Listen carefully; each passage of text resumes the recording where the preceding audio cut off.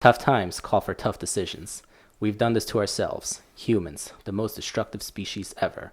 We've ruined our biosphere, the Earth, and overpopulated ourselves.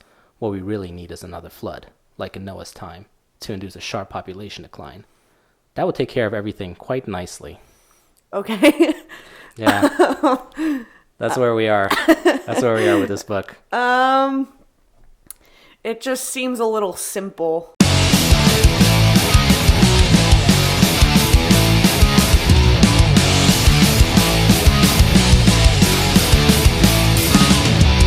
What's going on? Can you assess the situation?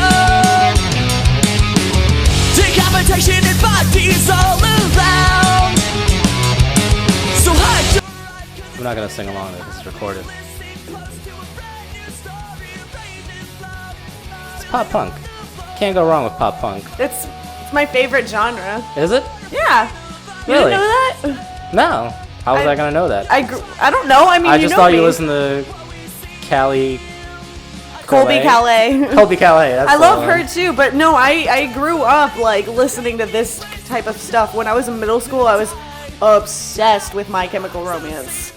I wasn't obsessed with My Chemical Romance. I was more like Rise Against. And I saw them live too. did actually. you? Yeah. I never did. Yeah, they actually opened for My Chemical Romance. Oh, well that's that then. Anyway, back to what we're actually here for. So Yeah. This is Drunken Book Spoilers. Yeah. The very first episode. Now, technically it's the second episode. Or no, it's the first episode, second recording of the same exact thing. Right, but you know, when you say first, you mean number one. Number because one, I'm and on you're it. number one, I will so. always. This will always be your number one episode. Exactly. Now, for people who don't know what we're actually going to do here, because this is the first episode, I doubt anybody actually knows. Oh, the music is still playing. Yeah, it is. I like it. It's in the background. We're going to stop that. Okay. Anyway, so for people who don't know what we're actually doing, I've decided to make a book review / spoil show-ish kind of thing. Mm-hmm. And basically I figured I'm just going to take a random book that recently came out. Now, this is March 11, 2017. This book came out in like December. Mm-hmm.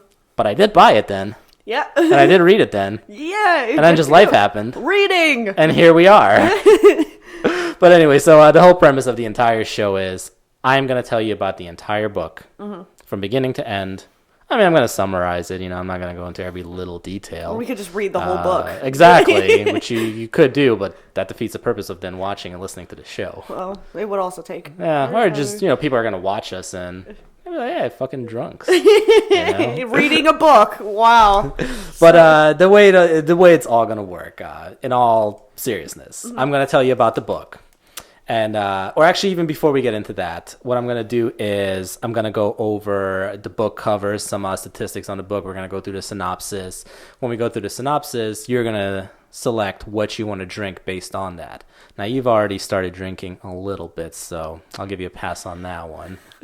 But once we actually get into the book, the whole idea of it is when I'm telling you the story, you're going to take a shot every time, and me as well. When you take a shot, I take a shot. Because that wouldn't be fun. I might just take a lot of shots. You might. Just a repeat of Ramadan 2012 or whatever that was. God, that was a massacre. I hate Ramadan. Anyway, let's not revisit that.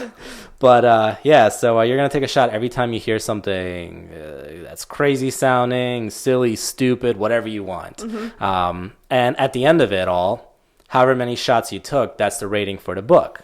Mm-hmm. So the more shots you take, the worse it was. Yeah. The less shots you take, the better it was. Like golf. Exactly. Yeah, kinda, but not really. I mean, yeah, it is. With alcohol. With alcohol, which you can do golf with alcohol. You could totally do golf with alcohol. That's when it makes it more fun. Cause I love golf, but it's super frustrating. But then when you add alcohol to it. I mean, when you add alcohol to anything, really. It just really does, yeah. Sometimes I want to talk to my mom and I'm like, I have a shot right before I start this conversation. Hold on. Wait. Love you, Mom. 1 second. I will come back to this. Yeah. just one. Hold on. Now, before we actually get into anything, I do need to thank the sponsors of the show, Dominic and Elaney Carter at Ripped Canvas Tattoo Shop in Baltimore, Maryland. They are the sponsors of today's show. Some of the nicest people I know. Dominic is one of the best tattoo artists in the area. For appointments, call 443-253-3765 or visit them online or on Instagram at Ripped Canvas. That's RIPPDCANVAS. They have a fantastic selection of sample works as well as dope merchandise, such as this gray mask man shirt by Double Brands that I'm wearing. And you thought it was a Snapchat. Snapchat, yeah, that's what kind of everybody thought when I showed it to them. But it is what it is. Like, it's a little, I don't know, it's a little Snapchat guy. Yeah. But it's a gray mask guy. Yeah. That's just what it is. And I also want to give a shout out to Philadelphia-based pop punk band Nobody Yet for letting me use their song "I'm Not Locked In Here With You." You're not. You're locked in here with me. I think that's a Breaking Bad reference. I think it is. Did you ever watch Breaking Bad? Yeah, I did. Yeah. I've seen it like. Yeah, when 20 he's times. all like, "I'm not locked in here with you. You're locked in here with me." What part was that? Because I don't know. That's Breaking Bad is my all-time favorite show, and that's literally the only part I know.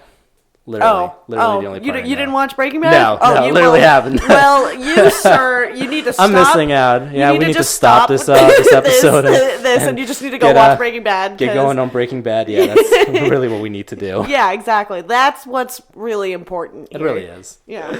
But anyway, yeah. Thank you to Nobody Yet. Straight off of their album "Say Your Goodbyes." They have a music video for this, and it's pretty nice. I like it. I think it was directed by Michael Russo.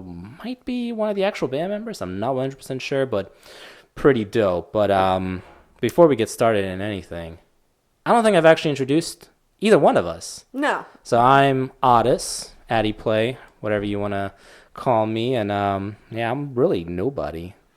But I do make music videos, and I like books. And I make a book trailer every now and then, which is fun. But anyway, my special guest today is Kaya Fraunhofer. Yeah. You want to introduce yourself to people? My name is Kaya Fraunhofer. Yes, that is German. Interestingly enough, I'm Jewish. But I like that. My dad, you know, we have German heritage, and my dad actually converted. So that's why my last name is extremely German and not Jewish at all. But It makes sense to me. yeah, we made up for it. We were in America before all that stuff happened. My grandfather actually fought in the war and was a liberator of a concentration camp. So you're welcome. And thank you. You're welcome to me? And thank you. I'm Muslim. Hey, yeah, it's Hitler didn't like Muslims I mean, either. he didn't. And we kind of, I mean, I'm from Bosnia, and that's how World War I started. Yeah, with the killing of Franz Ferdinand, I think, which was in Sarajevo by not Bosnians. Just letting everybody know. It wasn't Bosnians. It was some rogue people. I actually met a Bosnian recently. Did you? Yeah, What's he was their like name? gosh, I forget already. But Was he short? no, he was pretty tall. He was friends with my friend's roommate, and he said he actually like immigrated here when he was like 5 or 6 from Bosnia. And I was like, oh, I have a Bosnian friend. We're everywhere. And I told him about your song about the Yugo. And he laughed. He thought that was really good. Oh my God! Yes, the Yugo. No, it's funny. I was like, I finally found one person who would actually appreciate that. He really would. And he did. He was like, that's great. That's Oh hilarious. my God, I remember that. It was horrible. It literally was horrible. It was the worst thing ever. Thanks for bringing that up. You're welcome. But anyway, we're here to review the book Finding Jade, Daughters of Light. I think it's book 1 by Mary Jennifer Payne. And just a little bit about her. Mary Jennifer Payne is the author of several YA graphic novels and the YA novel Since You've Been Gone. She, which I think is a Kelly Clarkson song. Yeah. I like it. I like it already. Right. Now, she teaches special education with the Toronto District School Board and lives in Toronto. So shout out to you for helping special needs kids. I like that. Did you have to reach out to her to review it, or No. no? I mean, the book's already posted. Oh, true. You know, it's for sale, which I'm pretty sure the sales rank is at 280,000th. So not that great. Anyway, the publishing house is Dundurn Press, Toronto. Publishing date was 12/17/16. Age range is 12 to 15 years, which is like right up my alley. So yeah. 216 pages. So it's a pretty short book, and as of today, it has 0 reviews on BarnesandNoble.com. On Until Goodreads, now. yeah, until now, right? I'll add one, but I think Goodreads has some reviews. You should post a link to this podcast as well. I should. Be like, for a full review, go here. Yeah, for a full review and book spoil. So yeah, like I'm literally gonna spoil the book. Okay. Yeah. So if somebody really like wants to read this before I spoil it, please do, because I'm gonna spoil it. Okay. But yeah, let's actually just talk about the cover, because Okay. there's something that I absolutely hate about it, and I'll kind of go over it with you. Honestly, there's like a little bit of a glare on the. Is it just a little bit of a glare? Okay. Is that better? That's a lot better. Yeah, because I already know what the cover looks like. Oh, okay. But so the cover just stats on it. It's by Armin Stott, who I believe he's a German photographer.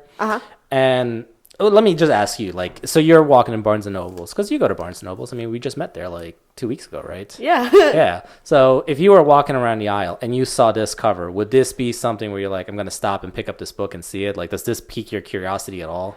No, because it just kind of looks like every other book. Yeah, like it's really generic. Yeah, There's nothing special about it. So for people that are not watching on YouTube, it's basically so that's actually I'm fairly certain it's Armin Stott's daughter. And here's what I hate about it, and I'll go over just for people who can't actually see it what it is. What I hate about it is it's a photo from iStock Photo.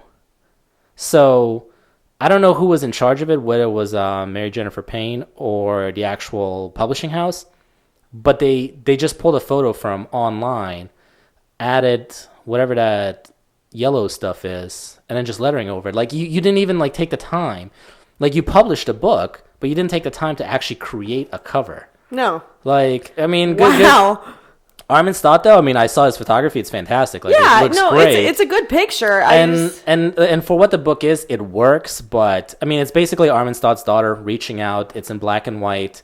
Her hand is up, up against the lettering that says "Finding Jade," and then there's some white. It looks like kind of like sawdusty. Yeah, a little it's bit. like a sawdust kind of looking thing. So it's very plain. So I agree with you. If I were walking by, I would just pass it. It doesn't pique my curiosity at all. Yeah, I mean, but honestly, to be fair, it's very difficult for a book to pique my curiosity. I mean, Like, I get that, and yes, we're not supposed to judge a book by its cover, but that's literally what we're doing right now. And when I do walk around, the first thing that I see is something that piques my curiosity based on the book. Yeah, I mean, isn't that a big part of marketing, though? I mean, it is. Yeah, just they're well aware that, like, yeah, you're not supposed to judge a book by its cover, but cover's the first thing you see, right.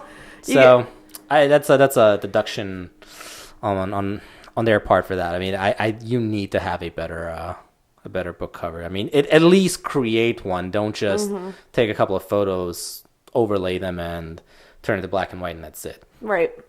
Anyway, what we're gonna do right now is I'm gonna read you the synopsis, and after that, you're gonna do your drink selection. You're gonna select what you're gonna sip on, which you already have. I mean, I really want. It's a truly sparkling. It's spiked and sparkling, so it's flavored sparkling water that's spiked with alcohol, but has it's basically same amount of alcohol as a beer, but it's low carb, low calorie, and delicious. It doesn't taste alcoholic at all. Well, in that case, what you're gonna do is after I read you the synopsis, you're gonna decide what shots we're taking. Okay. And I have New Amsterdam peach vodka, Smirnoff red, white, and berry vodka, Jim Beam bourbon. I don't think we're going to take shots of wine, so we're going to just leave that out. I would take shots of wine. Would you? Yeah, I know you would. Yeah. But then there's beer, and I think I have Smirnoff again somewhere. I don't know. But anyway, let's first go through the actual synopsis, and you can kind of tell me what you think. So the synopsis reads, in a not-so-distant future, Jasmine finds out she is a seer with exceptional powers and has a chance to find her long-lost twin. She's a seer? A seer. I feel like I've heard that term before. Yeah, somewhere else. In YA, it's a very common thing, like in young adult novels. Oh, like, a seer. Yeah, okay, you can you have like abilities to I don't know, kind of like a Walking Dead kind of not Walking Dead, a Sixth Sense kind of thing. Yeah. Yeah. So that kind of thing. I'm a seer. Hey, okay. I'm a seer. I can see things all the time. I mean, I've got eyes too. I see stuff. Anyway, so in a not-so-distant future, Jasmine finds out she is a seer with exceptional powers and has a chance to find her long-lost twin. The year is 2030, and climate change is making life on Earth more challenging. In the midst of it all, 14-year-old Jasmine Guzman is struggling to come to terms with the abduction of her twin sister Jade, and with her mother's illness. Things go from bad to worse when a series of bizarre occurrences make Jasmine wonder if she's losing her mind. But with the help from Raphael, a boy at her new school, Jasmine learns she actually has special powers that are putting her life in danger. Most surprisingly of all, she learns that her sister isn't missing. Jasmine just needs to look in the right places, the place in between, where the demons dwell. What do you think? Right, what kind of emotion does that bring up? A couple things. Okay, so first of all, you read that quote earlier where she's like, it would be better if we all just died and whatever, but yet she wants to find her twin sister. No. So here's the thing. That quote wasn't actually Jasmine. Oh, wait. Was it? No, it wasn't Jasmine. It was another character. All right. So that clears that up. Second of all, so you're like, it's talking about, she's living in a time where climate change is making things a lot more difficult. So when I first heard that, I'm like, okay, this is definitely some kind of propaganda to be more environmentally friendly. And you may be on something there. You just might be on something. And then also I have nothing against being environmentally friendly. I try to say I say no bag all the time. Yeah, recycle what you can. Yeah, exactly. But so that's what I was thinking. I was thinking it was going to be something like having to do with the fact that climate change is making life more difficult. But turns out it had absolutely nothing to do with anything in the story. Yep. So why even mention it? Yep. It does Yeah. So I fully agree with you. You start off with that, and then there's just no mention of it later on again, and that's just the synopsis. There's no mention of it at all. Okay. Well, when I spoil the book, we'll see if it gets any better. Okay. But no, I agree with you. I mean, it doesn't really pique my curiosity a whole lot. Now, when I was actually selecting a book to read, I had just picked 3 random books that had recently come out. And honestly, this sounded the best out of the 3. Wow. I think one was called Oblivion, like the movie with Tom Cruise, just not that movie. Mm-hmm. And the other one was, I don't even remember, but it just sounded bad. So I just went with this. But no, I agree with you. So based on that, what shots are we taking? Well, obviously, I'm going to have to go with the bourbon because I don't drink vodka. Just no vodka? Just no vodka. All right, grab the bourbon. Now, are we doing full? Because these are big. Oh, no. So we're doing regular half of these, which is a regular shot. Yeah. Okay. Should I grab my Truly as well? You can. Grab your Truly. So I am going to actually do Yingling for this. So we're sipping on something in between shots. And then you've got water, too, because somebody got fucked up last night. It's almost gone. Yeah. My friend's band was playing a show at this house party. Yeah, it's always that. Somebody else is involved. I ended up missing the show anyway. So. It wasn't your fault, but, whatever. It's okay. I don't judge. But if anybody's wondering why the Jim Beam bourbon bottle is half full, well, it's because I have a friend, Tunde, who actually helped produce the show today, and he stays with me, us, because there's other people in this house. But yeah, he has a toothache, and one night when we were all out and he was here alone, he was trying to get his toothache to go away. So he thought, let me just get fucked up, and I won't feel the pain. But then he didn't realize that all that did was just enhance the pain, and he was just drunk in pain. So yeah, half the Jim Beam bourbon is gone because of that. I can imagine you too. You wouldn't even be mad about it. You'd just be like... I know. I laughed. I was like, hey, it's cool, man. I probably would have done the same thing if I was in pain. So let's kind of go into the book and spoil it for our one listener and viewer, because I think I have only one person that's actually excited to Brian. Brian, yeah. Shout out. One. Yeah, shout out to Brian. But anyway, so you heard in the synopsis, the year is 2030, so it's a not so distant future. It's right around the corner, and this is Toronto, Canada, so climate change is just running rampant, I guess. Yeah. Now, it's to the point where like the government is literally taxing people for driving anything other than an electric car. So if you have a diesel, power car, gas powered, you're getting taxed. People have to wear gas masks, and it's just super hot. It's just sounds like government stuff anyway. It's like, if you're too poor to afford these things, give us more of your money. It does. It's a lot of government stuff. But so Jasmine Guzman, 14-year-old girl, she is she's the center of the story here, and her family. And I gotta like preface all of this. Like, I read this in December, so I like don't remember half of it. Some half of it. Yeah. You don't remember half of it? Well, I have to remember at least half of it, otherwise this whole thing is just not gonna work. But anyway, yeah, she's this 14-year-old freshman. She's Chilean. I think that's how you say it. Yeah. She's originally Chilean. I mean, she might have been born in Canada. The book doesn't specify, but her parents... who's actually Chilean? Snooki. Oh. Well, there you go, Jasmine. She was adopted from Chile, so... Okay. Anyway, so yeah, her parents at some point lived in Chile. They moved out to Canada. Her sister Jade, she went missing 4 years prior to this point, to 2030. So is that explained how? Yeah, it is, and we'll get to it. But so yeah, her sister went missing. Her dad actually died a year before her sister went missing too. So it's just her and her mother right now. Her mother is fighting, I believe it's lupus. And there's, they don't have a cure for it. She's dying. It's pretty bad. Okay, so the author was basically like, how can I make her life more dramatic and sad? Exactly, all at the same time. Yeah. Right. Yep. So, it starts off with her first day of school, where she's going to Riverdale. Riverdale? Yeah, Riverdale. Now, Riverdale apparently is this like, I don't know, in Canada, I guess you get acceptance letters. I didn't know, I didn't get an acceptance letter to high school. I did, but I went to private high school. Right, yeah, so I went to a public school. I mean, I'm pretty sure Riverdale is a public school. So she got an acceptance letter and everything. She gets there the first day, and they tell her, oh, yeah, you don't go here. You actually are supposed to go to Beaconsfield. And which makes no sense because Beaconsfield isn't anywhere near her, but she's more or less just like, fuck it, I'm just going to go for the day, let my mom figure it out tomorrow. So she goes to Beaconsfield on the same day. She just walks there, she's late. And she gets there, and there's like an abundance of twins at the school, like just twins everywhere. So she had a twin sister. She just thought it was weird that there's so many twins. Now, on the first day that she's there, she ends up gaining an enemy, because this is a YA book, so you have to have an enemy, obviously. Her enemy's name is Mina. And really? Okay. Mina, yeah. Really?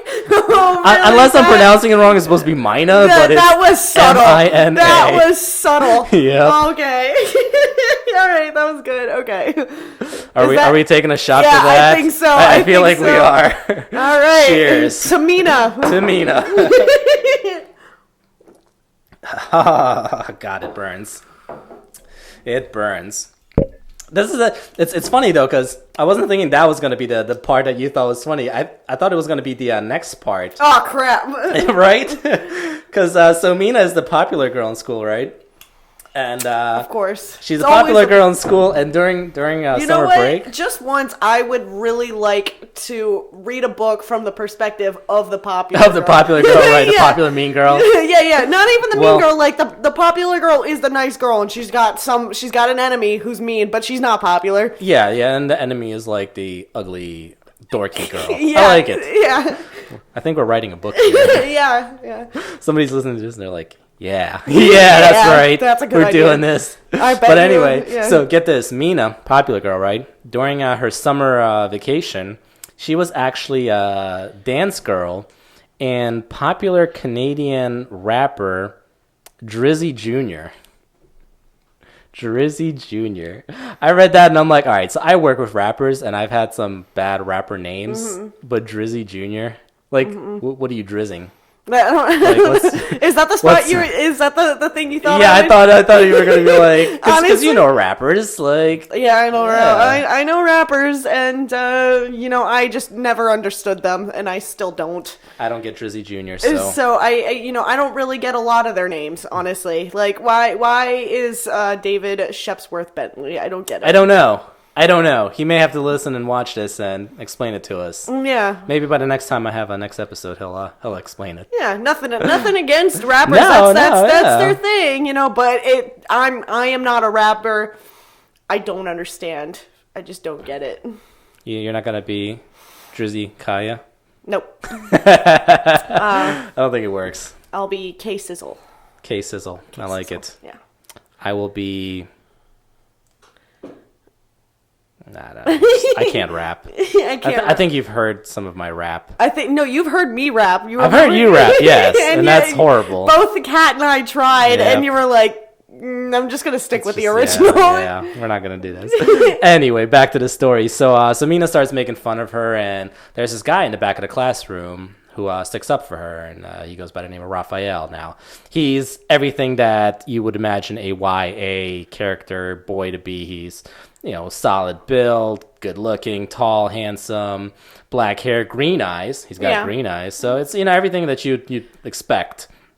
Now, he stands up for her and everything. She doesn't really, she makes eye contact, but she's like, fuck it, I'm kind of like a dorky little girl. I'm not going to talk to you.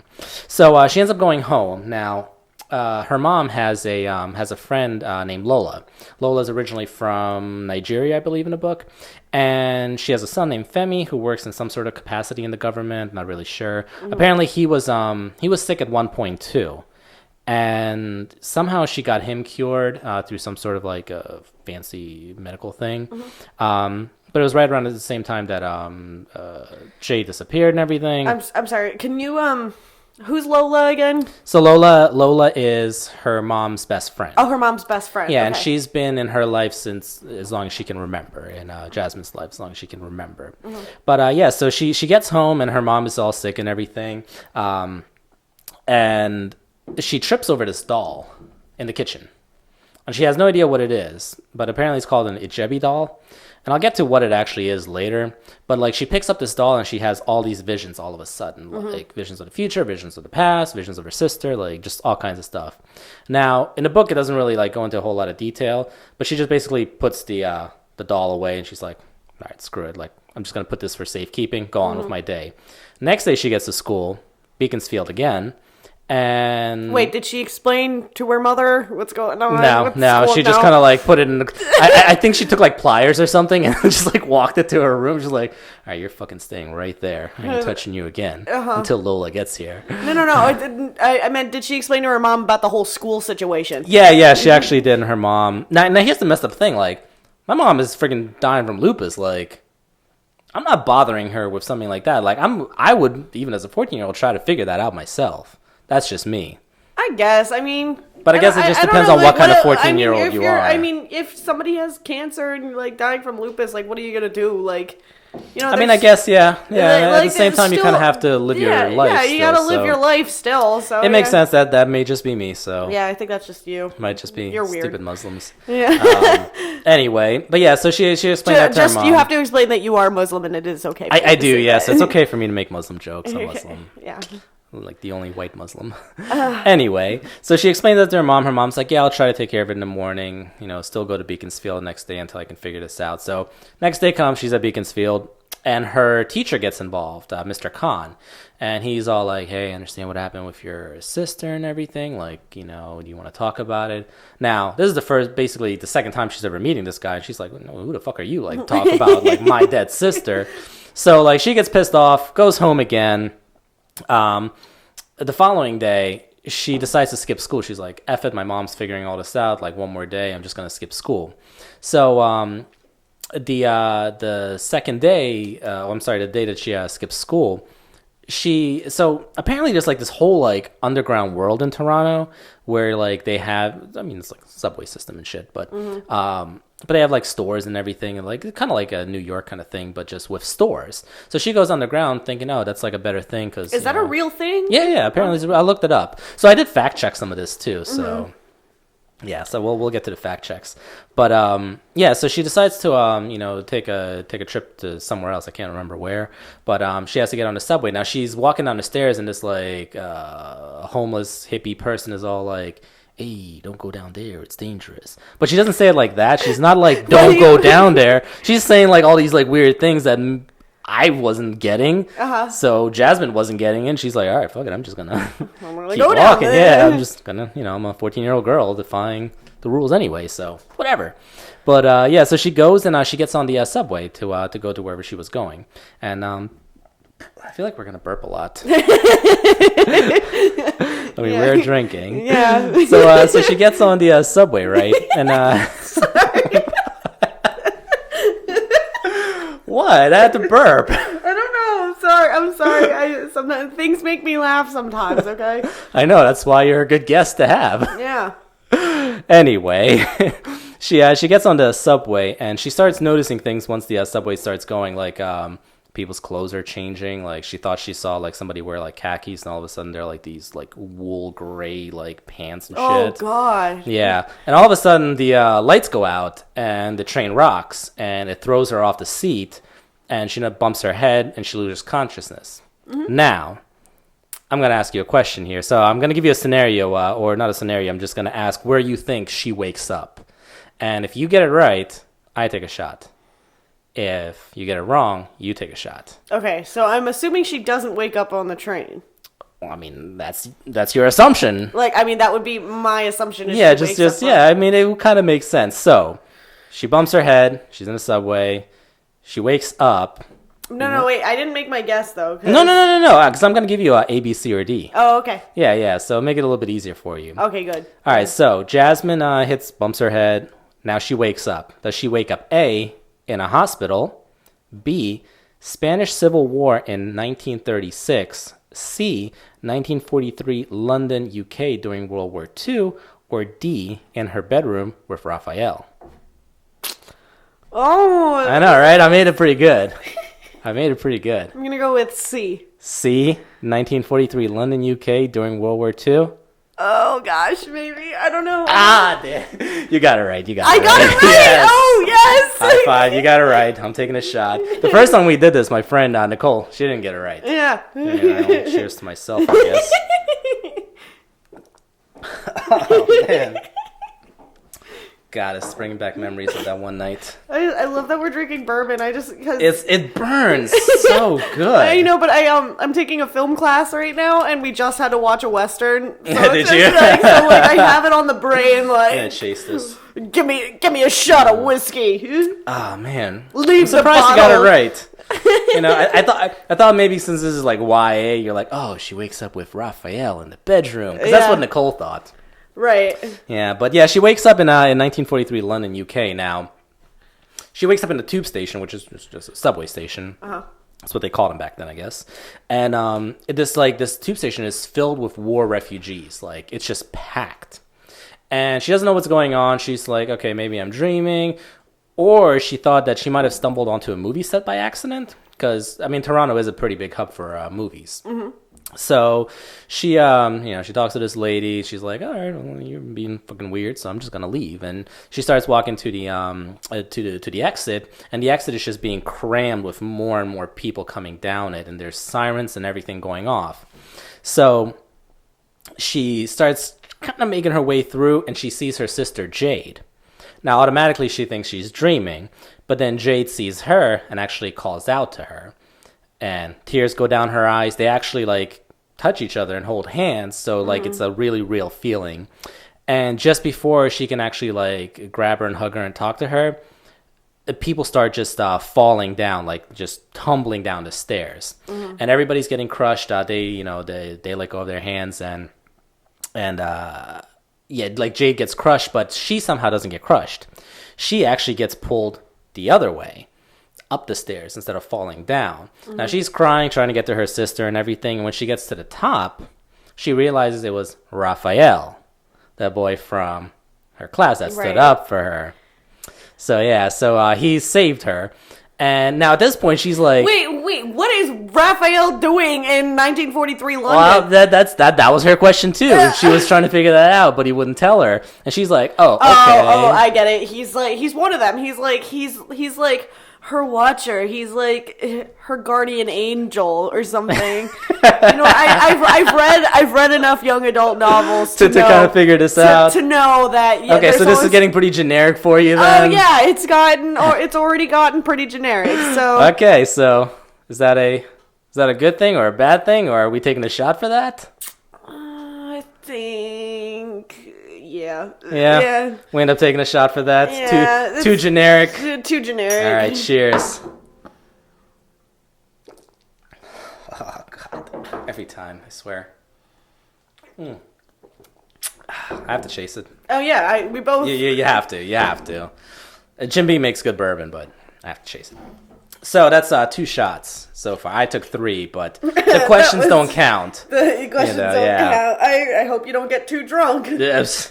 Well, the funny thing is trying to explain the story towards the end when you've had a few shots. Anyway, so she's there with Raphael, and she's like, okay, now I must be dreaming.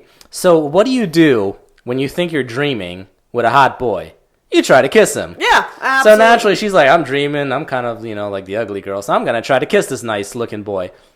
And he kind of gives her the, Heisman. He's like, no. Yeah, I'm not kissing you. Back the fuck off. He's like, I can't explain stuff to you. We have to get going. I'll explain stuff later. I have to get you to Whitechapel Station or something like that to get, further underground. Now, he walks her there. It's about a 20-minute walk, which I Googled it. Google Maps. Oh. Now, it's a 12-minute walk in today's time, but maybe 1943, middle of World War II, debris and shit. So maybe it took him 20 minutes. Maybe. So, I'm just saying. I mean, time period, I don't think it has anything to do with it, perhaps what's going on. Right. In that time I don't know if maybe they didn't have street lights or something. I think if bombs are coming, you'd probably get there faster. That's what I'm thinking too. So, unless they were just taking their sweet ass. Yeah, they were just strolling along. What are your hobbies? Yeah, right? Yeah, just saving girls randomly? Is that what you like to do? Is that what you like to do? I really like long walks on the beach.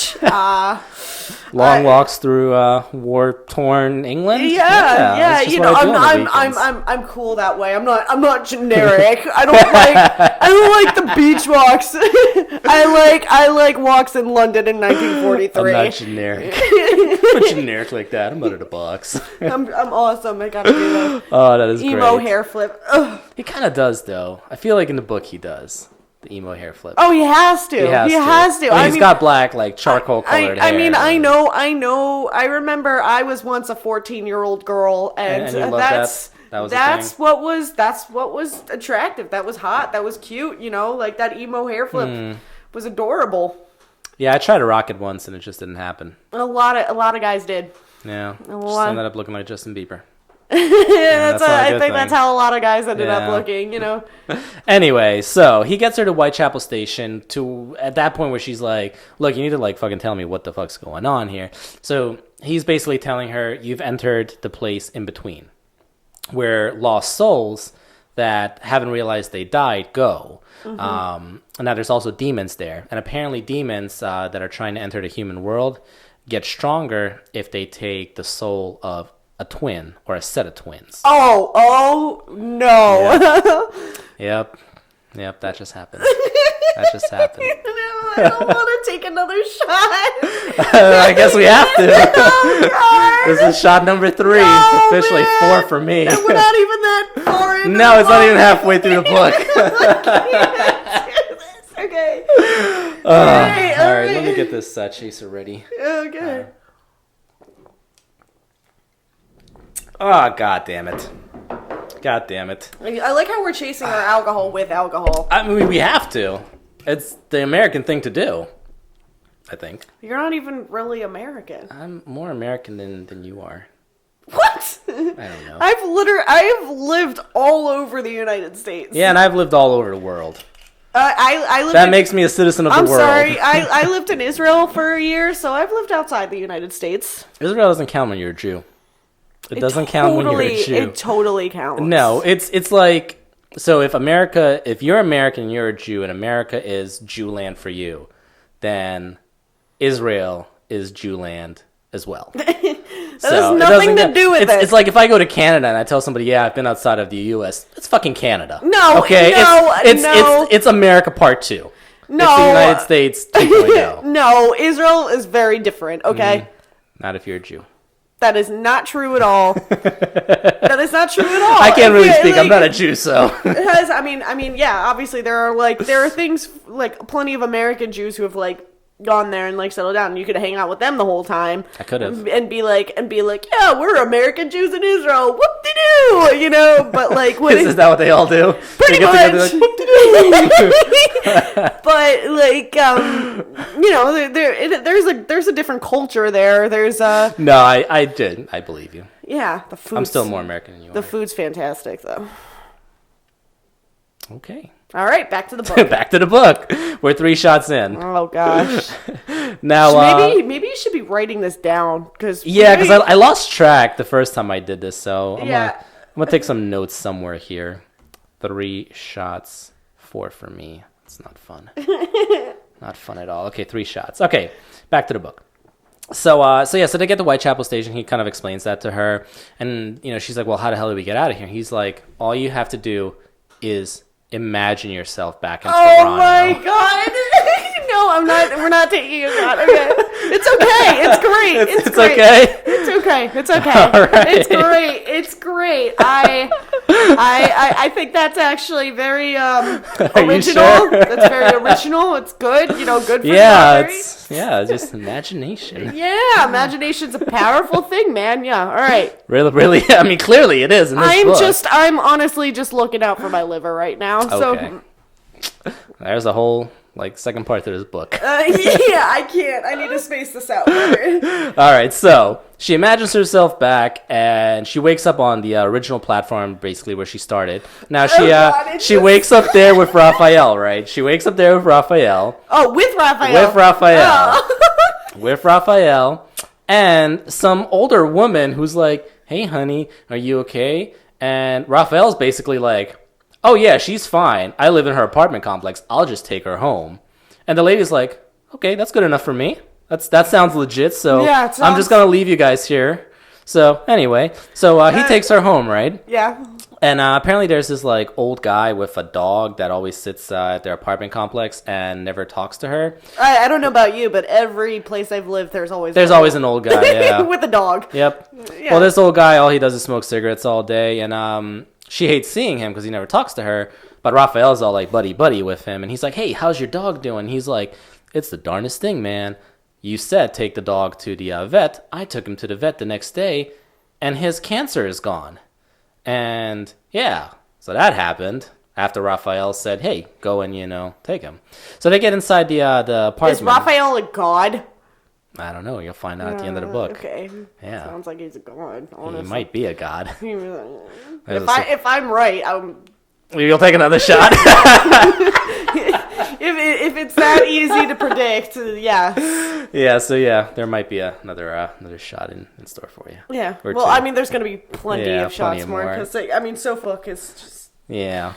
You chose a good one. I did for the purpose of this show. For the purpose of the show. Yeah. Anyway, so they get into her apartment, and she sees her mom, like, prancing around the room and everything. And she's like, "Hey, Mom, like, what's going on? You look great." And her mom's like, "Yeah, I just went to the doctor, and the lupus, it's all gone. It's healing itself." And she was like, "Well, when did you start feeling better?" She was like, "Well, it was basically yesterday after I came home from the grocery store, and Raphael and his 2 brothers helped me with the groceries. And then I started feeling better, and I went to the doctor, and now it's all gone." So now Jasmine starts, growing suspicious of Raphael. She's like, "Well, what the fuck's going on?" So he kind of, goes into the story a little bit like, "Hey,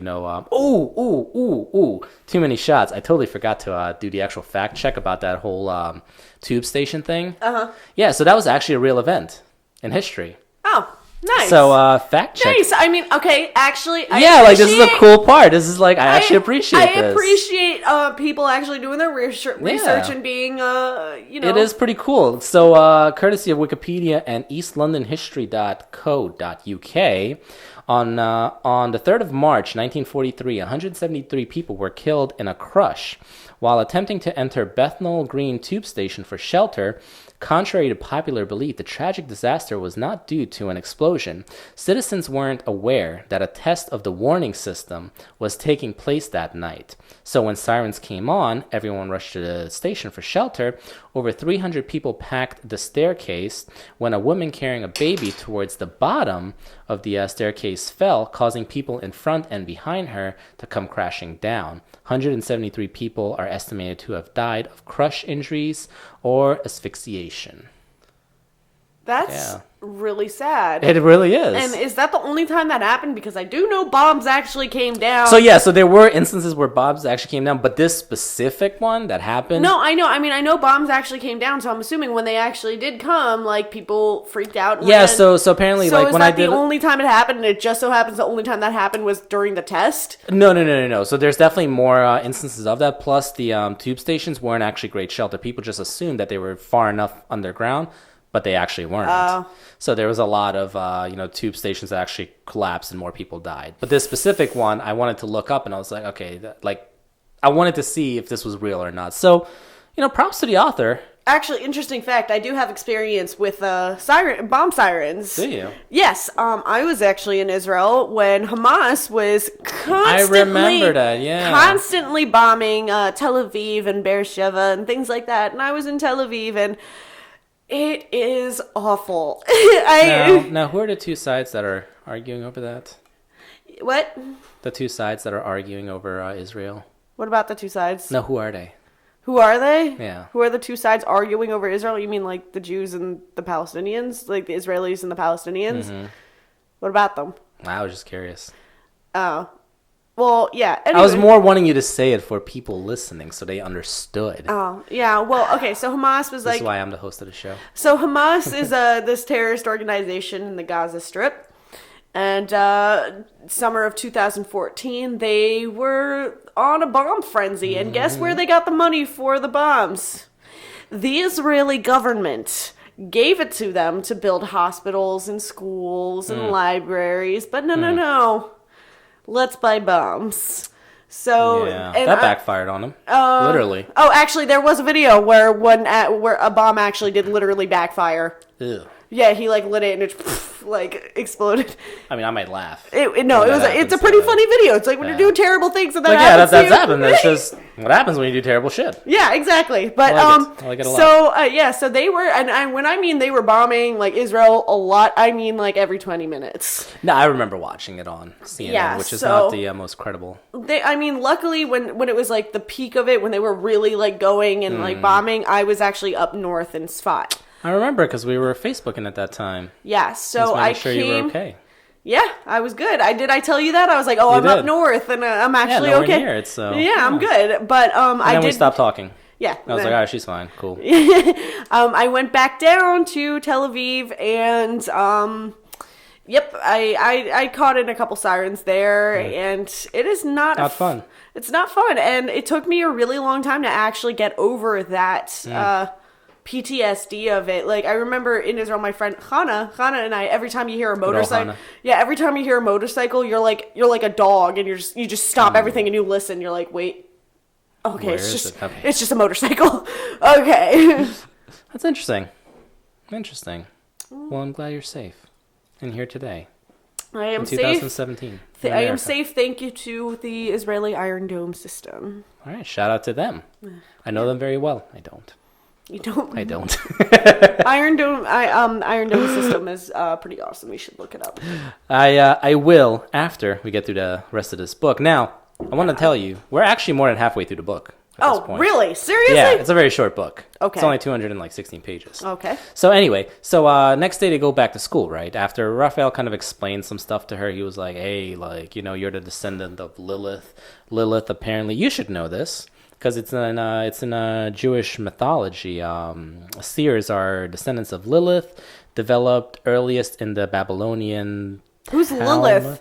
I'm getting to that. Relax. Okay. Relax. This is courtesy of Wikipedia again. I love Wikipedia. So Lilith is a figure in Jewish mythology developed earliest in the Babylonian Talmud. Third to Talmud, yeah, I know Talmud, that. Yeah, Yeah. there you go. You know that word. Yeah. Third to 5th century CE. The character is generally thought to derive in part from a historically far earlier class of female demons.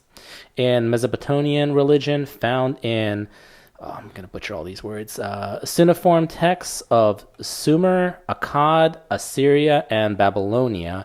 In Hebrew language texts, the term Lilith translates to night creatures, night monsters, screech owl, or my favorite, night hag. First of all, it is not possible for the word Lilith to be Hebrew because there is no th sound. Well, yeah, I mean, the actual Hebrew one, it's a L-I-L-I-T. So yeah, that's what I was Lilith? thinking. It was Lilith. Lilith. Yeah, yeah.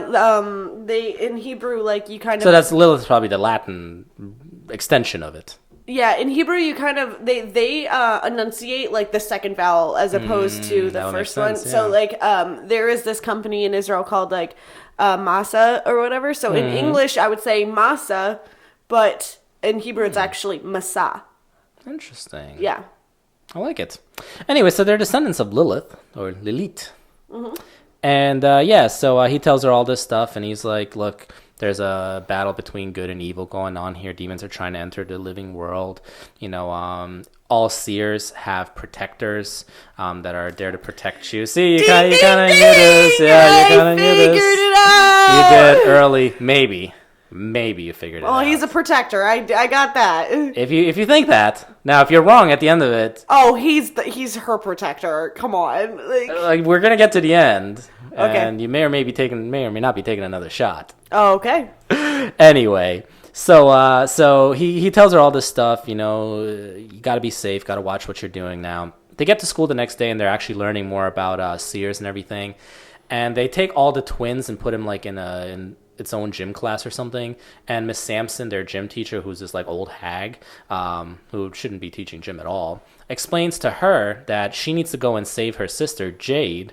Which I didn't understand why she didn't just save her the first time she was there. Like if Raphael knew this was going on, like just save her, and the whole book ends. Anyway. All right. Yeah. Well, I know, but that would defeat the purpose.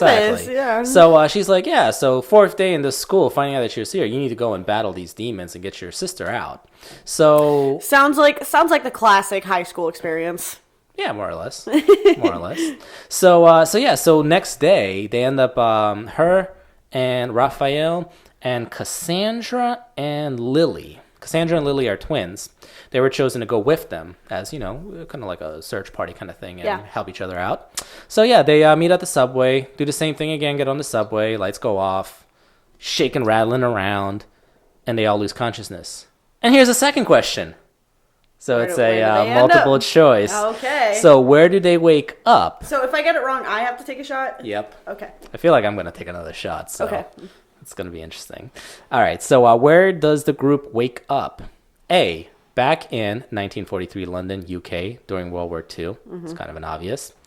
B, 1665 Great Plague, London, possibility. C, 1944 Berlin, Germany, during World War II. Classic times, I don't know. And D, 1940 Ningbo bubonic plague bombing by Imperial Japan. I'm going to go with D. You're going to go with D? Yes, I'm going to I go. couldn't even pronounce half of it. I'm going to go with D. So you're going with D. They wake up in 1940 Ningbo bubonic plague bombing by Imperial Japan. Yes. No, that's not where they woke up.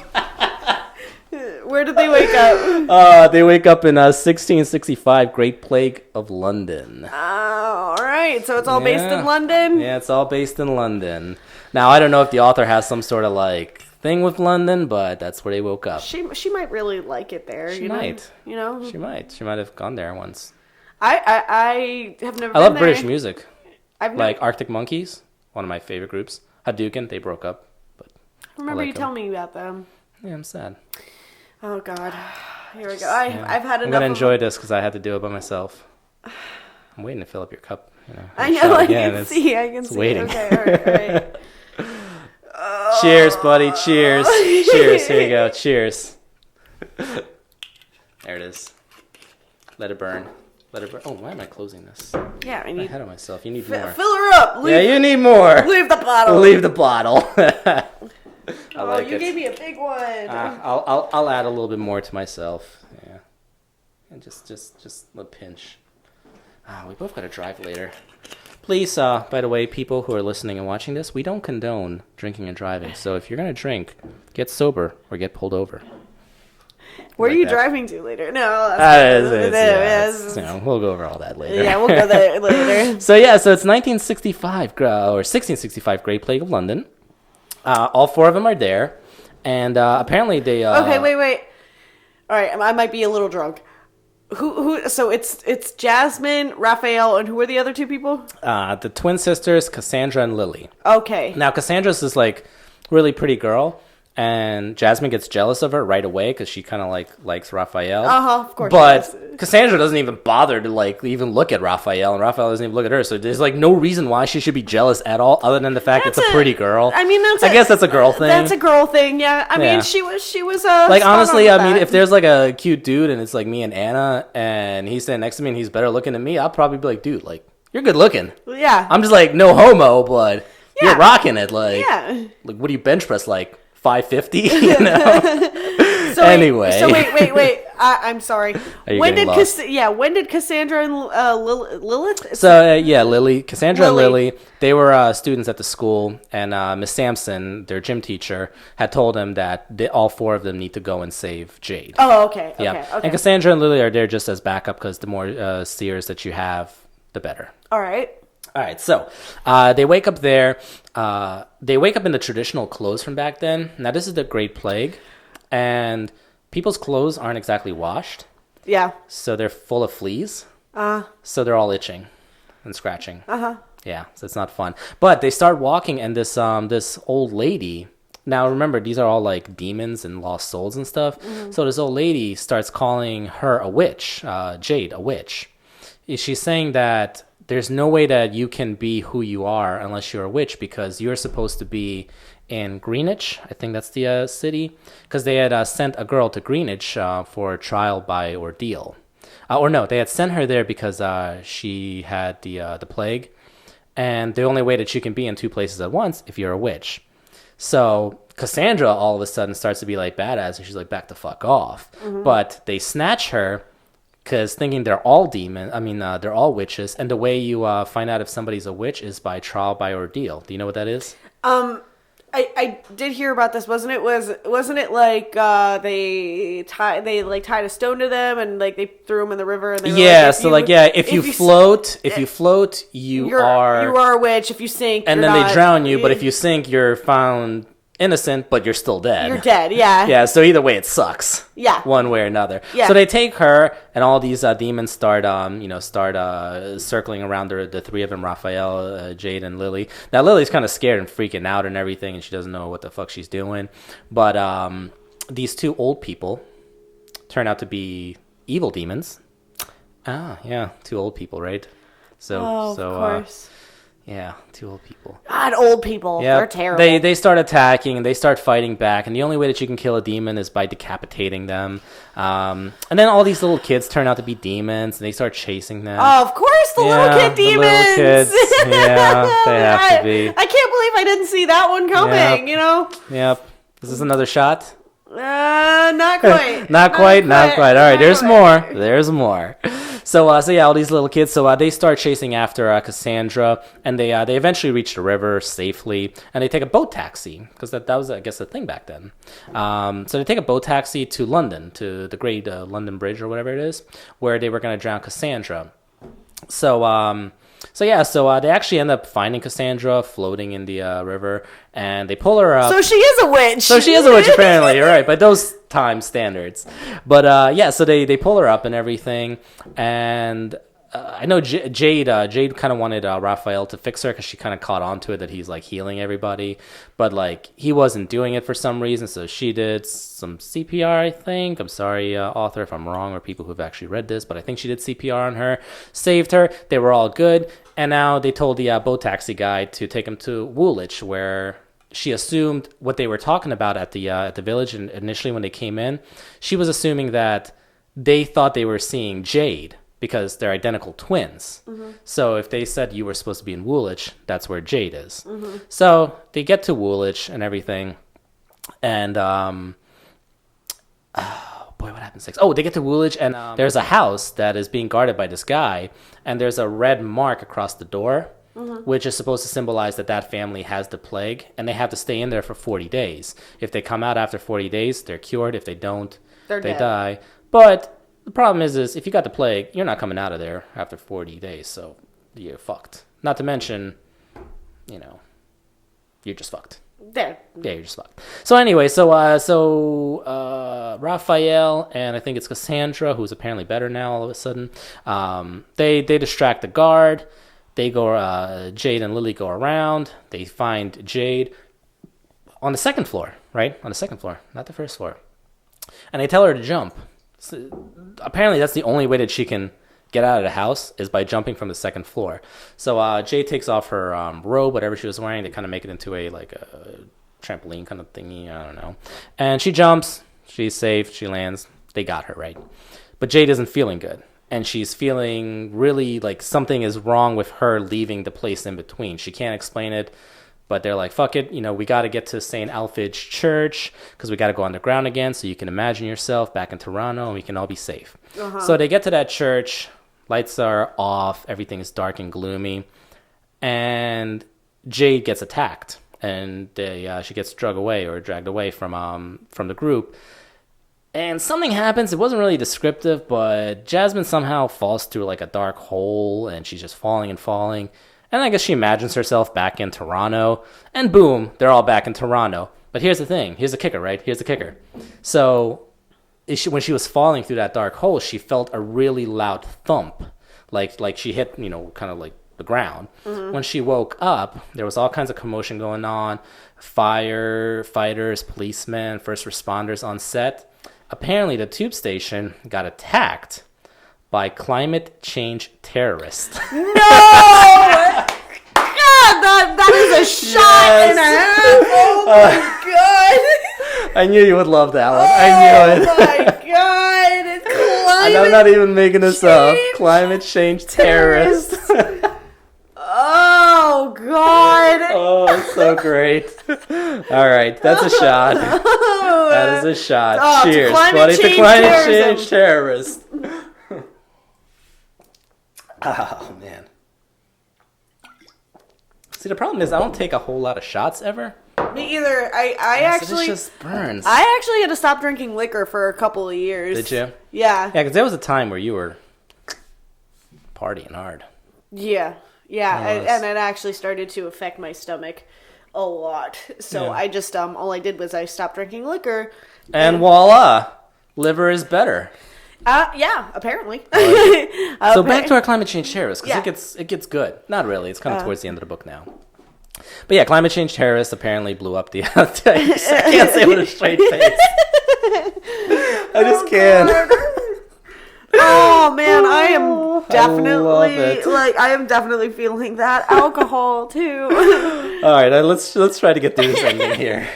So they find Jade, Lily, Cassandra. Raphael is missing. They can't find him. But they send Jade to the hospital, to some children's hospital. Jade. Jasmine, oddly enough, doesn't ride with her. She's like, all right, just take her, which I thought was strange because I'm like, you haven't seen your sister in 4 years. Like, nobody would fucking leave. Like, if my little brother went missing, like, you couldn't get him away from me. Like, I'm staying with him 100 in the fucking surgery room. If he had to have surgery, I'm in there. But anyway, so she goes home, tells her mom about it. Her mom is with Lola, right? Her best friend, who Right. had that doll. Right. Now, that's okay. See, I figured it's gonna happen. That's what happens when you're drunk. Okay. It's okay. Wow, this is all gonna hit me later too. What are we at? We're at 4 shots. 4 shots for the book, 5 shots total each. Oh, jeez. All right, so 4 shots for the book. So she tells her mom, hey, we found Jade. She's alive. But she had grown suspicious of Lola this entire time because she was like, well, actually, I think I missed a part. Raphael actually told her to kind of like watch out for Lola because Lola was actually their protector and something happened. So she grew weary of that. So Lola actually starts. Wait, hold on. Lola is her protector? Yeah, Lola was supposed to be her and Lily's. Her and Jade's. I got the alcohol. So Lola is supposed to be Jade and Jasmine's protector. Oh. Right. Plot twist. Right. So I forgot to mention that. That was Raphael mentioned that on the boat ride up to Woolwich where they found Jade. Okay, so then who the hell is Raphael? It's gonna yeah, you might be taking another shot. Look, you're getting all giddy now. It's gonna be another shot, alright. I like this. This is good. This is getting good. Alright, so oh man, this is like it's hitting me. Yeah, so Lola gets all like in a tizzy about it, like, no, that can't be, like, there's no way you found Jade. She's not saying anything, but she's like, it's impossible. Mm-hmm. So on the car ride up there, actually they get to the hospital just fine. There's news reporters and everything, like, oh, this lost girl is, finally found. Nobody really talks to her. They finally see Jade. It's a reunion. Everything is great. But Jade is, like, feeling really bad. Now, the doctors think it's just because, malnourishment and, been away for so long. Like, who knows what happened to her. But she tells Jasmine that she feels like she's dying. Raphael ends up meeting them at the hospital. He climbs a tree to get to her and lets her know, hey, there's a lot of demons running around. You have to be really careful. Try to get to a safe place. Okay, so the demons are in the real world now. Yeah, they've made it to the real world, which the book doesn't explain it. I don't know why. It just doesn't. But, yeah. That could have been really easy. Like, if I were writing this book, I could have been like, when we brought her back, we opened you left portal. a gate. Yeah, exactly. like somehow. But it doesn't go into it. Unless I really missed that part, but I don't think I did. So apparently there's like lots of demons, like activity is very high on that. And, he needs to figure some stuff out, but, just get to a safe place. So Lola recommends that they go out to this cottage in the country once Jade's better. Excuse me. The burping. Sorry. Anyway, so they go out to this cottage, right? And this cottage is owned by... I gotta find the note here, because it's actually the lady who did the quote that I read in the beginning of the book about the flood and taking care of everything nicely. So they go to this lady's cottage. On the way up there, though, Raphael had told her, hey, look up what Lola's doll, the Ijebi doll, actually means. So on the way up, she's Wikipediaing it, which is pretty cool. I'm like, yeah, Wikipedia. Shout out. Yeah. So let me tell you what the Ijebi doll is. The Ijebi doll is of great significance to the Yoruba people of Nigeria. Hold on 1 second. Did you actually Wikipedia? No, so this is actually from the book, but I actually did Wikipedia. I know it's from the book, but I actually did. You keep hitting your cup over. I know. I'm sorry. Alcohol is a thing, dude. I love Wikipedia. Like no joke. Okay, so I'm just wondering, is this doll like a real thing? Yeah. So it's actually a real thing. Okay. Yep. And go on. What is it? All right. And she actually used this from Wikipedia. So nice. The Ijebi doll. So she did do some good stuff in this book. I mean, I don't know. If you're quoting Wikipedia, like... But at least you did your research, She did her research, but if you're quoting Wikipedia, right? like you're quoting Wikipedia, Exactly. you're that college student bullshitting their essay, More or less. That'd be me, though. That'd be me. All right, so the Ijebi doll is of great significance to the Yoruba people of Nigeria. The doll represents the cult of twin worship. So there's a thing, because they're twins. Mm-hmm. The rate of birth in the Yoruba, is extremely high. Approximately 45 out of every 1,000 births are twins. Until the 18th century, twins were thought to be a curse and were often murdered at birth. Wow. However, opinion changed and twins began to be regarded as a sign of great luck and fortune. Mm-hmm. It is believed that twins share a soul, and therefore, when one twin dies, a doll needs to be carved to house the surviving twin's partial soul. This is thought to keep the balance of the soul intact and keep the living twin from venturing into the underworld to retrieve her other half. It is believed... Wait, so she had the doll, but she still ventured into the underworld? Right. Okay. Right. Now, here's the thing. So we'll go over that. But it is believed that great misfortune will befall a family if the doll is neglected or mistreated. Now, Jasmine has at this point given the doll back to Lola, so it's in her possession. She, I guess, left it at the house one day. Mm-hmm. That's how she came across it in the kitchen. But anyway, so they make it to this cottage, right? And this whole time, Jasmine is completely suspicious of her. Like, something's going on with Lola, like, that she's not telling us. So at the cottage, they meet up with Lola's friend, who is world-renowned environmental scientist and current favorite to become Canada's first female prime minister, Sandra Smith. And I have a quote from the actual book, from Jasmine, when she sees Sandra in her home. Oh. It goes, quote, "The house is completely solar and wind-powered," Sandra explains, flashing me a toothy smile. "Everything about her, other than her flaming hair, is white. Her skin, her teeth, even her eyes are the lightest blue I've ever seen. I wonder if she's albino." No! Yes. No, that was so bad. Yes. I knew I had to use that one. I read that. I was like, did you just say that? That was so Did you just say that? That was so Are we taking a shot for that? Yes, we are. We have to. Yeah. Oh, I knew you were gonna love that one. There's just like, okay, there's just these quotes, like when she's like describing things, there's just no depth. Yeah. There really isn't. I mean, and that's a direct quote too. It's not like I'm making it up. Yeah, it's just it's just a bad simile or metaphor or whatever, like. I agree. Oh.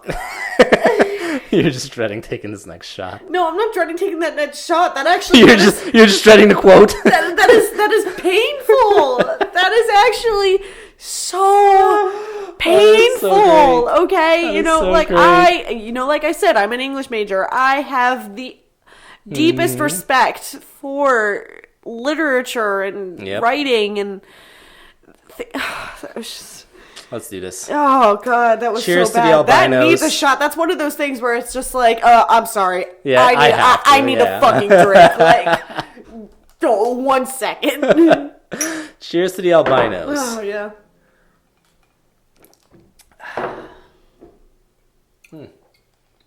My body right now is like, what are you doing? Yep. What is going on? Why are you? You know what? I'm not a heavy drinker, so. This is getting there. All right, but we are approaching the end of the book. Okay, cool. You're like, yes, please get this over with. Yes. So while they're at the cottage there, they put Jasmine away. Actually, who knows if you're going to take another shot. You might when the Raphael thing comes up, but I'll wait to fill up the... Well, I did say, if I did call it that... What did you say again? You said he was God? A God. Yeah. A God. Not God. A God. A God, okay. Because, that's how these things... That's how these things go. It's like, I'm not, I'm a God, because I'm cool, I'm different. It's not that same... It's not that classic monotheistic thing, I'm cool, I'm different. I'm a God. I'm a God. Yo, Hercules was hot, so... If I had a shirt to give you right now that just said, I'm a God, that would be great. Oh, God. That would be so... Oh, I can see those, gym people wearing that. If there's anybody out there listening who's got a printing company... Get us a shirt that says "I'm a God." I'm a God. Yeah, I will make you the sponsor of the show. That would look so bad, because it really would. It would look, people would be like, "Oh God, really? Your shirt says I'm a God." You'd have to be like, "It's a reference to this podcast." It's hilarious. Yeah, that would be promotion for the podcast. That'd be awesome. It would be. It would be. Oh my God. It would be. People would be like, "I need to hear this podcast." Like, why are you? Why are they? Yeah, there's a God. There's a God involved in this podcast. And it's not a Christian podcast. No, it's not. No Christians here, actually. No, not Tunde downstairs, but I don't think he has. Actually, it's weird. I just looked over and I was like, huh, he has a Bible. I do have a Bible in here. Right next to the... Is it right next to the Quran? Oh, is that... No, that's another Bible. No, that's another Bible. Where's the Quran?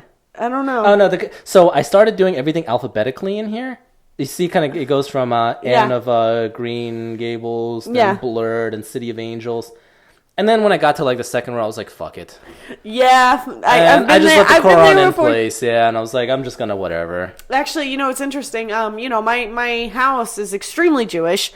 And No, really? no. When I say Jewish, I don't mean like Does it say like people Jewish are house Jewish. on the People front? are Jewish. There's like, when you go to a religious Jewish person's house, there's a Jewish feel to it. You just know, like, there's pictures of the Rebbe and Love lots. me some Rebbe. Yo, he was an awesome guy. Actually, that guy. I know. He did some I things. studied. He did some things, but. Yeah, he was like the Jewish version of like the Pope right now. Super liberal and amazing and yeah, nice. But my house full of Jewish books because there are a lot of Jewish books out there, and that's a really cool thing about the religion. Is there? Yeah. Oh God, bookshelves upon bookshelves upon bookshelves of books just about Judaism. So we got bookshelves full of Jewish books, and then there's one bookshelf there, just randomly, the Holy Bible. I like it. And I'm like, is there a Quran there? Is there a Quran? No, there's not a Quran, Really? but there is a Bible. And I asked my dad, I was like, why do we have a Bible?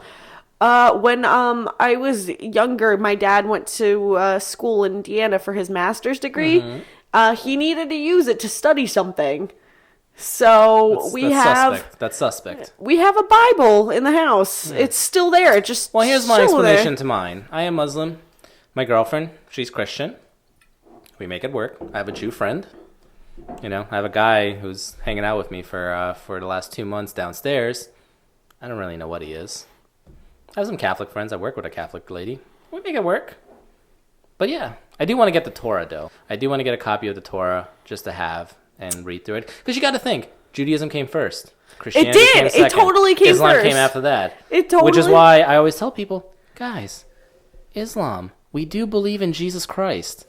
We do believe in the Virgin Mary and how he was born. Because you guys came after. Exactly. We Wow. have to have some sort of basis for it. I actually never thought about that. Yeah. But no, the weird thing is, though, even though Islam did come after Christianity, I've noticed that Islam actually really stuck to the roots of the Judeo religion. Yeah, that's where Christianity kind of strayed a little bit. Yeah, Christianity completely strayed. I mean, there's so many different sects 'cause- of Christianity. I mean, there's Calvinism and... Yeah, I mean, but no, the whole isn't the whole thing of Christianity is that, Jesus died for your sins, so like they don't have to do the same things anymore. So like they really completely strayed. And also another thing is like at the end of the Torah, it does say, you shall not write anymore about this. This is it. And whatever. And that's why like a lot of Jewish people are kind of pissed off. They're like, it literally says, don't add on to it. Don't add it. We kind of just went the other way on that one. Like, Now hold on. Let's not stray too far away with this religious stuff. All right. We don't want to bore people to death with our awesome religions. Which I'm not that religious at all. Anyway, so we're at this cottage, right? Right, in the cottage. Green Valley of Sandra Smith, environmental scientist, soon to be prime minister, first female lady. Woohoo! So there's that political undertone again. Yeah. But so she leaves for some government thing, and she leaves everybody there. Jade goes to bed for a while. They all take a tour of the facility because it's basically a facility, more or less, not just a cottage. But Miss Sampson, the gym teacher. Lily, Cassandra, and Mina all show up. Now, this is the first time Mina's mentioned since, like, the beginning of the book. Right. Yeah, And- that's right. Mina. Yeah. Just randomly pops up again. She was our first shot. She was our first shot. Good old Mina. But so she shows up with everybody, and Mina takes Jasmine aside. Jeez, you've been burping more. I have been. Well, I had like a nice ass burger right before this, so I'm pretty sure I'm gonna throw up later, but it's okay. Oh It's no, okay. I'm sorry. It is okay. That burger was worth it. Anyway, shout out to Steelfish in Bel Air. Awesome food. Anyway, so Mina takes her aside while everybody's taking the tour, and she's like, basically like, I can't explain, but we need to get Jade out of here, and we need to destroy that doll. No real explanation, just we need to do it. We don't have time. Yeah, Jasmine is kind of weary about it, but she's like, all right, I'll go along with it. So Mina goes and grabs the doll. She takes Jade outside. Mina decides to set the entire house on fire instead of just destroying the doll. And like shit escalated so quickly for Mina. She's like, I can break this thing, or I can set the fucking house on fire. So Mina says, I haven't been mentioned this entire book, and I'm gonna just set a house on fire. Yep, that's literally what happened. Like it went from 0 to 10 super quick for Mina. Oh, it just sounds like your average popular girl, you know? Right? So she sets the entire house on fire. Lola starts freaking out. She's like, the doll. So she runs after the doll. Mina's not coming out. The doll had to be destroyed, though. Right. But Lola's trying to protect it for a reason. Okay. Right. Is Mina... Oh, Mina's a demon, isn't she? No. I'm just going to answer that one no. Because she's a twin, so she's a seer. But her twin is gone. I'll explain that in a minute, too. So the whole house is in flames. Lola runs in after it. Jasmine realizes Mina's still stuck in there. She runs after them. Finds Lola like hunched over on the stairs because of the smoke and everything. So she's like just like half thinking about saving her and half thinking about like leaving her there. So when she does decide to save her, Lola kind of apologizes to her. Lola's I had a like little quote. She's basically like, I'm sorry, I had to do it. I had to save Femi. Quote, if I didn't let them take Jade, she was their protector of Jade. If I didn't let them take Jade, Femi would have died. But I made sure Jade didn't die. So basically what she ended up doing was she took that, she let the demons take Jade. And in return, I guess, and the book doesn't really explain it, I guess she created the doll to house her soul and keep it protected because that's like what her people do in Nigeria. Mm-hmm. I don't know how that actually saved Femi. It doesn't explain it in the book. She doesn't explain it. No, she doesn't explain it, but somehow it saves Femi. And I don't know if maybe I missed something with that explanation of what the Ajebi doll is and how it all works, but I didn't get it. I just didn't. So anyway, so once she says that, Jasmine's like, well, fuck it. Now I'm definitely leaving your ass here. And before she can actually try to go find Mina, she gets saved by some sort of figure. Happens to be Raphael again. He saves her. And then just kind of cuts off there, and it goes 2 weeks forward into the future where she's now at school again, talking to Mr. Khan. Mr. Khan, dun, dun, dun, makes his first appearance since, like, chapter 3 of the book. Uh-huh. So he's explaining a couple of things. Like, he's like, hey, like, Mina died, in the fire. She actually had a twin herself. Her twin died. The way her twin died is kind of fucked up, actually. So her mom was this, like, religious nut. And, like, all this stuff was happening with seers and everything. And her mom thought she was, like, an abomination to the world. Mina had a vision that her twin sister didn't, that her mom was getting ready to drive to kill them on this, like, road trip that she was claiming that they were having. So she ran away, but her mom still took the twin sister, and she drove the car into a pillar of an overpass, killing them both. So Mr. Khan was actually their protector. Now, in the book, apparently... I love how in these books, too, it's just like literally everyone there is like not just your average Joe. It's they have something going on. They have something going on. But here's the coolest part. All right? Here's the coolest part. All right. So she gets curious. She's like, hey, so I thought all protectors were female because that's what she's just been seeing. Mr. Khan goes... I was born in a female body, but never felt comfortable in it. No! Supernatural sex change! No! I'm sorry. Okay, I'm all for everybody's rights. Yep, I accept everybody, but, like, just leave. Yeah, leave that out. Leave your, like, propaganda out. Leave it out. I agree. Oh, God, that's a shot. That's a shot. Boy, this is gonna be number 6. Oh man, yeah. Good thing I told you to write it down because I have lost track. It's been 7 shots total for us, but this is number 6. Oh jeez. Oh, this book is not doing well, is it? No, not at all. On my shot chart, there's only 7 possible things that it could be. So we're nearing that. I'm trying to, like, I'm a very competitive person. Mm-hmm. You're trying to find the good in it. And I'm staying true to the sport of reviewing these books based on shots. And, it sucks. My liver is definitely pissed off right now. But It is what it is what it is. Like, the book is the book. So the book is the book. Here's the supernatural sex changes. Oh, God. I have to stop laughing before I take this. Oh man! I did it.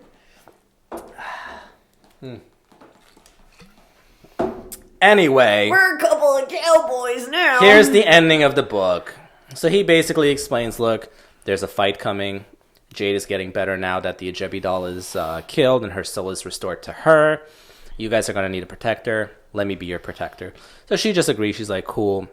But she's like, what about Raphael? And he's like, Raphael's an angel. Oh, I was close. You were close. I was really close. I felt like you were about to say it, but you didn't say it. I should have said that. And I feel like you were thinking it. But yeah, so he's like, yeah, Raphael is an angel. You can't be with him. But honestly, you know what happened there? I didn't say angel because I was like, angel is too generic. Yeah. And I should have known. But you were close, though. I should have known. This book is extremely generic in every sense. But, to me, actually, no, that's what I thought. Like, a generic thing to me would be like, I'm a god. I'm cool like that, Yep. I agree. But anyway, so yeah, that's what Raphael is. And he's like, you and Raphael can't be together. It would be an abomination, like destruction of the worlds. And that's basically how the book ends. She's like, yeah, I'm just going to throw my backpack on. I'm going to walk away and get ready for this battle now. That's apparently coming. The end. That's it? That's it. Oh, that's it. So is there another book after? Well, yeah, I mean, I think it's going to be a trilogy or a duology or something because it said book 1. So, I don't know. I didn't do too much reading into it, but... So but the thing is like, the next books are not really about finding Jade anymore. Yeah, so it's got to be something else. I don't know. Yeah, so give me your your actual what did you think? Oh so man, far? this book frustrated me. It was bad. It was just not good. And I'm sorry, thank you to this book and its ridiculousness. I am a little inebriated. Just a little. It was a long week, so we deserve it. I'm a little inebriated right now, and so let me tell you this, all right? Before I get into my actual opinions of this book, because they're pretty long, I have a shot chart, and here's how the shot chart works. So if we took absolutely no shots, this book would be the Kate Middleton of shots. So I basically listed celebrities. The Duchess of Cambridge, you're awesome, you're perfect, enough said, nothing else. Number 1, I made, if you took one shot, you're the Jennifer Lawrence of books. Jennifer Lawrence is good. You're well respected even after, a few shots and some leaked nudes. People still love you. You're the highest paid actress. All that good jazz. Yeah. So she's good. Number 2, if you took 2 shots, you're Rihanna. Great singer. You pop out, left and right, great songs, and you're on the charts. You do get really freaky when you go to Barbados and you drink a lot. Right. But you're still respected. Number 3, Robert Downey Jr. It's like you have so much potential and you show it, but we still remember the 90s. Yeah. You were kind of fucked up back then. Number 4, if you take 4 shots, you are David Hasselhoff. Have you seen the cheeseburger? Yes! Enough said. The cheeseburger. Number 5, a lot of people may not get, but I had it as Misha Burton. Oh, from the OC? Yes. I wasn't the only one who watched that show. I actually did not watch that show. I just know who she is. Yeah. So I have a great quote from her. It goes, quote, I don't know what to say about it, except that I'm not perfect. And if you took 5 shots, yeah, this book is far from perfect. Right. Now, we're at 6 shots, 6 all shots, right? so this is the one. Okay. So, Finding Jade, Daughters of Light by Mary Jennifer Payne. Has been rated. The Lindsay Lohan. Oh, that is bad. The Lindsay Lohan. Now, even with overcrowding, you still spend time in jail. That's where you are with this book. In jail.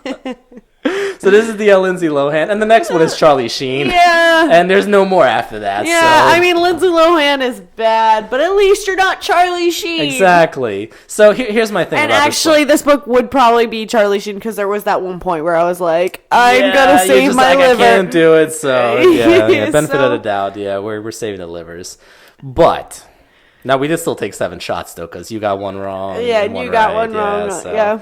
Yeah, but anyway, so... let me... See, you hit it this time. Sorry. I heard something. Oh, I did. A little too much drinking. Anyway, so my opinions of this book. Look, first and foremost, the whole thing with the cover, I think that's just disrespectful, quite honestly. I'm buying your book. Right. Give me a damn cover that's actually original. Yeah. Come on. Right. Shout out to Armin Stott who did the photo, because I think you did a great job with all your photography, but god damn, give me a damn, like, legitimate book cover. Right. Like, I love book covers. Like, if you look at my books, like, most of them are almost in perfect shape. It's because I enjoy the fact that somebody put effort into making that book cover. It's like a CD case. You know, like, I got a shit ton of CDs there. Like, it's art.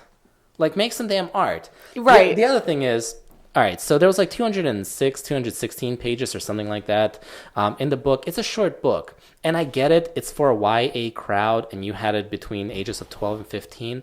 But are you telling me that you have to make your book so short that you can't go a little further because it's 12 to 15-year-olds? Like, are we that dumb as a society? Yeah, right. Like, is that what you're telling us right now? Absolutely. Because that's how I feel. Not to mention, the book wasn't very descriptive. Chapters were super short. How many times did I say, I don't know, like, what happened next or why, or it didn't explain it? Because it just didn't. It didn't go into very much detail. Like, you are taking people into, I guess the in-between would be purgatory. Mm-hmm. Like, you're taking them there. You have so much opportunity to explain to and create detail, a world. like, create a world, Yeah. and you just didn't. Yeah. Like, you just flat out chose not to. Yeah. It just didn't happen. And then on top of that, like, I get it. It's YA. There's always like a love triangle kind of thing, and a cute boy, cute girl, She and didn't somebody even. saves. There was and, no like, love at all. But yeah, there wasn't anything there. And even if there was, like, you don't have to make it so generic. Yeah. Like, I get it. Like, that's what the audience that you're catering to. But I'll give you a great example of a book that I thought was like different. Mm-hmm. That was YA. It was called Reboot. Mm-hmm. By Amy Tintera. And I thought that was the coolest thing ever, because what it was it was a dystopia future where people were dying, but after they were dying, because of a certain gene that they had in their body, they were coming back to life.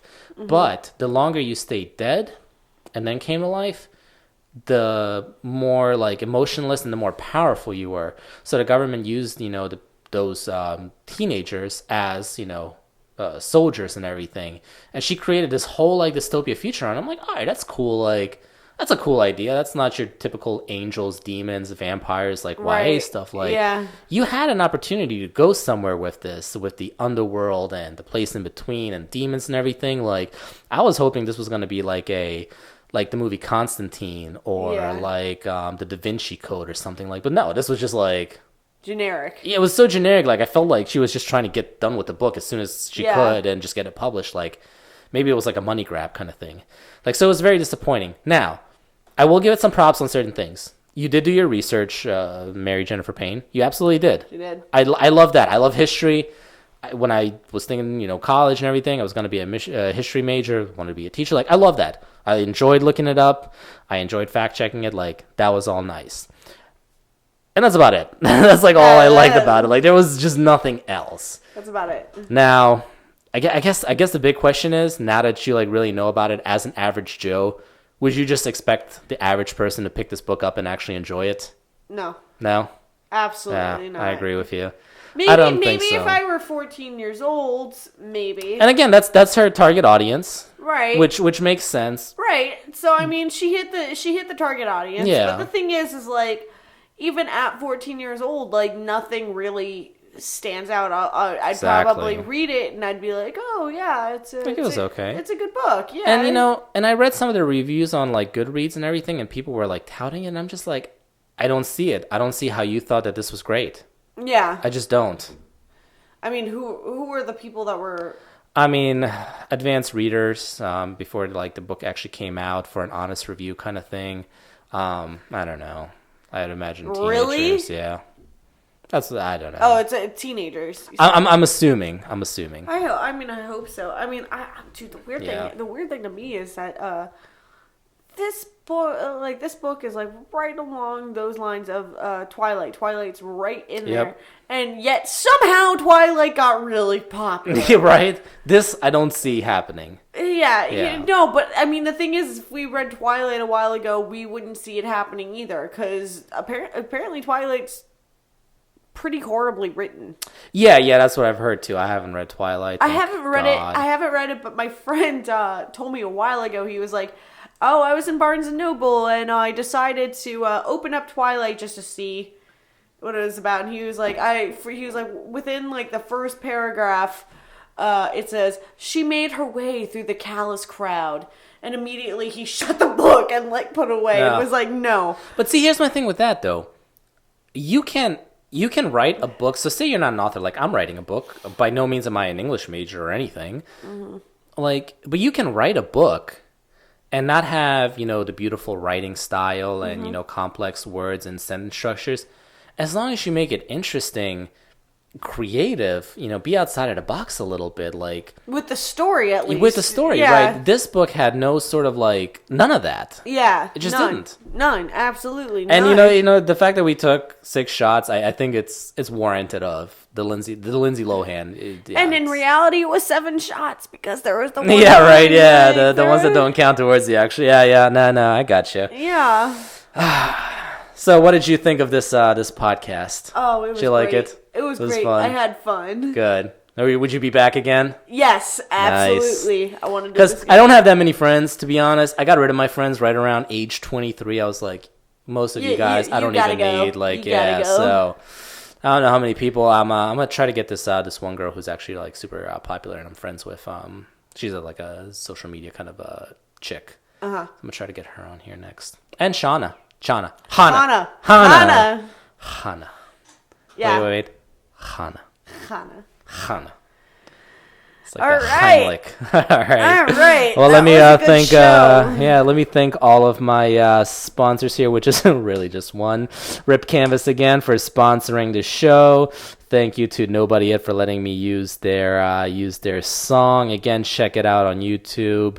And thank you, Kaya Fraunhofer, for being my guest. Thank you, artist. Very first one. You just had to do it. But that's the music, so yeah, that's our cue. All right, see you guys next time.